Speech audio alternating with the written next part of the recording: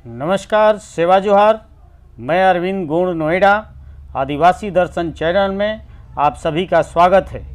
आज की वीडियो खास है क्योंकि आज हम उस महान शख्सियत के बारे में बताने वाले हैं जो भारत के आदिवासी समाज की गौरव, रक्षिका और देवी स्वरूप है, जिनका जीवन देश और समाज के लिए समर्पित है। वो अपने आप में प्रेरणा की जिंदी मिसाल हैं, जिनका नाम महामहिम सुश्री अनसुईया उइके राज्यपाल है। मध्य प्रदेश के छिंदवाड़ा जिले के छोटे से गांव रोहना कला में 10 अप्रैल 1957 को जन्मी सुश्री अनसुईया उइके अपने बाल्यकाल से ही प्रतिभावान रही। संघर्षरत रहते हुए उनकी प्रारंभिक शिक्षा पूरी हुई और कॉलेज के दिनों से ही वे राजनीति में आ गईं। उनके सार्वजनिक जीवन की शुरुआत दमुआ विधानसभा क्षेत्र, जो वर्तमान में जुन्नारदेव है, वहां से बतौर विधायक निर्वाचित होने के साथ ही हुई। उसके बाद उन्होंने कैबिनेट मंत्री, राज्य अनुसूचित जनजाति आयोग के अध्यक्ष, राज्यसभा सांसद, राष्ट्रीय महिला आयोग की सदस्य और राष्ट्रीय जनजाति आयोग के उपाध्यक्ष पद की जिम्मेदारी संभाली। उनके लंबे अनुभव एवं योग्यता और प्रतिभा को देखते हुए गत 16 जुलाई 2019 को माननीय राष्ट्रपति ने उन्हें छत्तीसगढ़ का राज्यपाल बनाने की घोषणा की और 29 जुलाई 2019 को उन्हें राज्यपाल पद की शपथ दिलाई गई। ईश्वर की शपथ लेती हूँ कि मैं श्रद्धापूर्वक छत्तीसगढ़ के राज्यपाल के पद का कार्यपालन करूंगी। शपथ ग्रहण के पूर्व सुश्री उइके ने छत्तीसगढ़ के महान स्वतंत्रता संग्राम सेनानी शहीद वीर नारायण सिंह को नमन किया। शपथ ग्रहण करते ही वे बिना पूर्व निर्धारित कार्यक्रम के ही विश्व आदिवासी दिवस के अवसर पर धमतरी जिले के मगरलोड में आयोजित एक कार्यक्रम में शामिल हुई। सर्व आदिवासी समाज के प्रतिनिधि मंडल से मुलाकात कर प्रदेश में आदिवासियों की वास्तविक स्थिति को जाना। ये माना जाता था कि राजभवन में सामान्यतः गणमान्य लोगों का ही आना होता है। पहली बार ऐसा हुआ कि राजभवन आना सामान्य लोगों के लिए भी सुलभ हो गया। इससे प्रभावित होकर अति पिछड़ी जनजाति के लोग उनसे मिलने पहली बार राजभवन पहुँचे।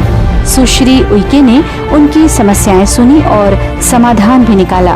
और समय समय पर छत्तीसगढ़ राज्य के विषयों को केंद्र शासन के समक्ष रखती हैं।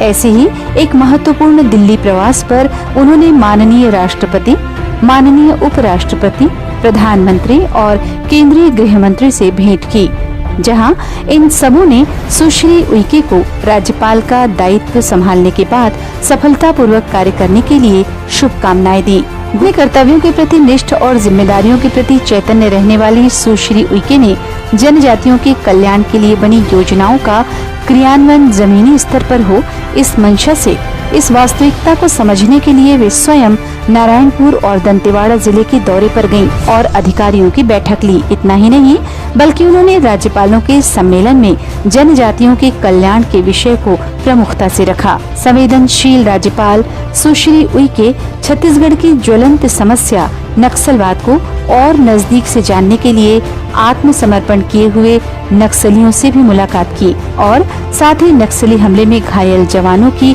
हौसला अफजाई की। आम जन की समस्या से विचलित हो जाने वाली सुश्री उइके हमेशा ही उनकी समस्याओं को सुलझाने के लिए तत्पर रहीं और इसी सिलसिले में गरियाबंद जिले के सुपेबेड़ा में किडनी रोग से प्रभावित मरीजों का हाल जानने जा पहुंची। इस समस्या से राहत पहुंचाने वाली कुछ घोषणाएं भी की और उनका क्रियान्वयन भी हुआ। राज्य के मर्म को गहराई से समझने वाली सुश्री उइके ने बाल दिवस पर आयोजित एक कार्यक्रम में दिव्यांग बच्चों के द्वारा प्रस्तुत छत्तीसगढ़ के राज्य गीत अरता पैरी के धार को मंत्र मुग्ध होकर सुना और भूरी भूरी प्रशंसा भी की। स्वामी विवेकानंद जयंती के अवसर पर आयोजित राष्ट्रीय युवा महोत्सव का शुभारंभ किया। मैं युवा पीढ़ियों को हमेशा वो 4 पंक्ति कहती हूँ जो आप लोगों को भी कहना चाहती हूँ कि अगर हौसला हो तो पथ भी आसान होता है, नहीं तो रास्ता भी मौत के समान होता है।